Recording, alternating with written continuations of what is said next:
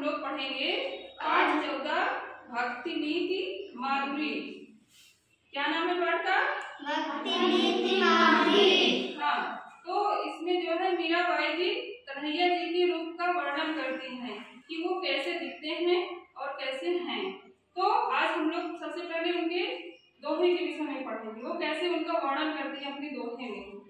बसो मोरे नैनन में नंदलाल, बसो मोरे नैनन में नंदलाल, बसो मोरे नैनन में नंदलाल, बसो मोरे नैनन में नंदलाल, मोर मुकुट आकृति कुंडल, मोर मुकुट मकराकृति कुंडल, मोर मुकुट मकराकृति कुंडल, मोर मुकुट मकराकृति कुंडल, अरुण तिलक दिए भार, अरुण तिलक दिए भार, बसो मोरे नैनन में नंदलाल, बसो मोरे नैनन में नंदलाल, मोहनी मूरति सांवरी सूरति,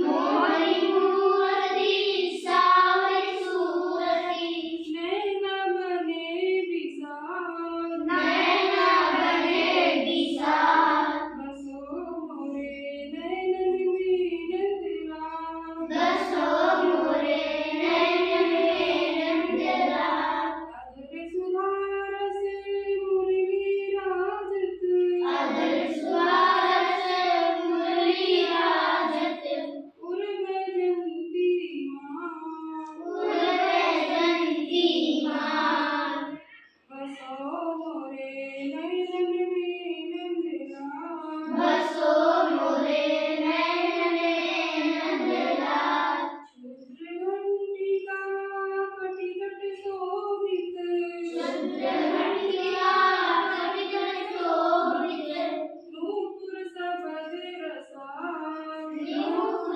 सबद रसाल, मीरा प्रभु संतन सुखदाई, मेरा प्रभु संतन सुखदाई, मीरा प्रभु संतन सुखदाई, मेरा प्रभु संतन सुखदाई, भगत बचन गोपाल, भक्त वत्सल गोपाल, बसो मोरे नैनन में नंदलाल।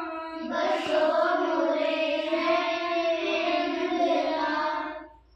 तो देखा आप लोगों ने मीरा जी कृष्ण के बारे में कितना सुंदर ही वर्णन कर रही हैं। अब जो है हम लोग इस कविता के अर्थ के बारे में समझेंगे, इनके भाव क्या है, इनके विचार क्या है कन्हैया जी के बारे में। तो मीरा जी जो है कहती हैं कि हे नंदलाल, क्या कह रही हैं? हे नंदलाल, हे नंदलाल, आप मेरी आंखों में बस जाइए, आप आप मेरी आंखों में बस जाइए। और आंखों में बसने का मतलब कैसे? सुबह शाम दिन रात चारों पहर 24 घंटे मैं सिर्फ आपको ही देखूं। किसको देखूं? आपको। कन्हैया जी को। आप मेरी आंखों में इस तरह से बस जाइए, मैं हर पल हर क्षण सिर्फ आपको ही देखती रहूं। इस तरह से उनको चाहती हैं कि आप मेरी आंखों में बस जाइए। मोर मुकुट मकराकृति कुंडल, कह रहे हैं मीरा जी कि आपके जो सिर पर मोर का पंख लगा है वो बहुत ही सुंदर लगता है। कानों की कुंडल अत्यंत ही शोभनीय, बहुत ही शोभा दे रहे हैं। और आपकी मोहनी मूरत, सांवली सूरत, ये सब बहुत ही भाते हैं। आपकी जो है कमर पे जो है रोले को बांधा हुआ है, क्या कहते हैं उसको? कमर बंद। तो वहाँ पे छोटी छोटी घंटियां लगी हुई हैं। आप लोगों ने कन्हैया जी फोटो देखी होगी ना, कमर पे छोटी सी वो कमर बंद होकर छोटी छोटी घंटियां उसमें लगती हैं।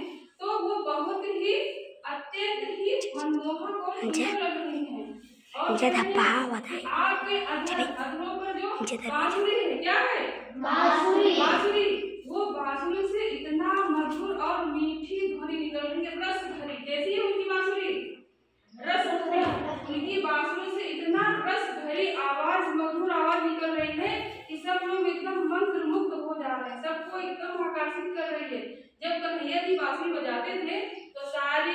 गांव के जो निवासी थे, गाय बछड़े सभी लोग आके उनको सुना करते थे, उनके चारों तरफ बैठ जाए और सब लोग ध्यानमग्न होते। इतना मधुर, इतना सुंदर उनकी बांसुरी थी कि कल्पना भी नहीं कर सकते, हम तो आज सुन भी नहीं सकते। वो वक्त कैसा होगा जो आज हम लोग वर्णन के जरिए जानते हैं कि इतना मधुर था, तो वास्तविकता में कैसा होगा, कैसा दिखता होगा।